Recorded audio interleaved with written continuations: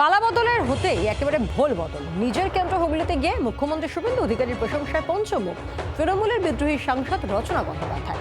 নিজেকে মোদি অমিত শাহ সমর্থক দাবি করে প্রশংসা করলেন চুঁচুড়ার বিজেপি বিধায়কেরও। স্বপ্নে রাজনীতিতে ব্যাঘাত, তাই দল পরিবর্তন, সপাটে জবাব রচনা। বিধানসভায় দল আগেই ভেঙেছে।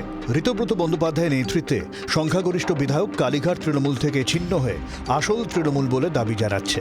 লোকসভাতেও ভেঙে চুরমার হয়েছে তৃণমূল। মমতার হাত ছেড়ে এনসিপিআইতে যোগ দিয়েছেন তৃণমূলের অন্তত 20 জন বিদ্রোহী সাংসদ। সেই তালিকায় রয়েছেন হুগলির সাংসদ রচনা বন্দ্যোপাধ্যায়ও।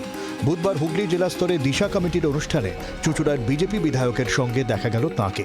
সেখানে মুখ্যমন্ত্রী শুভেন্দু অধিকারীর প্রশংসায় পঞ্চমুখ রচনা।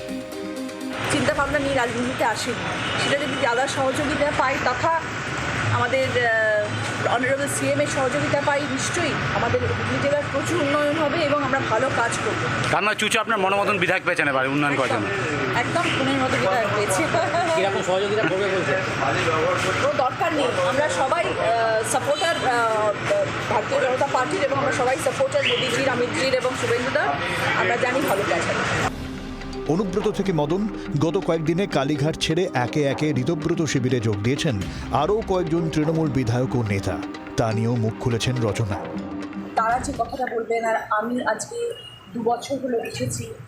আমি রাজনীতির ব্যাকগ্রাউন্ড থেকে নই, কিন্তু আমি একটা অন্য জায়গা থেকে এসে আমাকে এখানে আনা হয়েছে, এবং এখানে আসার পরে আমি 2 বছরে যা যা দেখেছি, যা যা উপলব্ধি করেছি এবং যেই স্বপ্ন নিয়ে আমি দেখেছি, সেখানে ব্যাঘাত ঘটেছে বলেই কিন্তু আমি দল পরিবর্তন করেছি।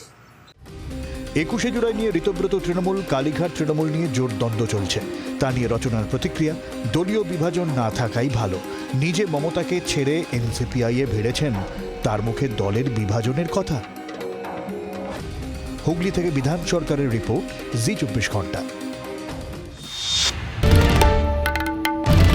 বাংলার আওয়াজ, বাঙালির আবেগ, জি 24 ঘন্টা।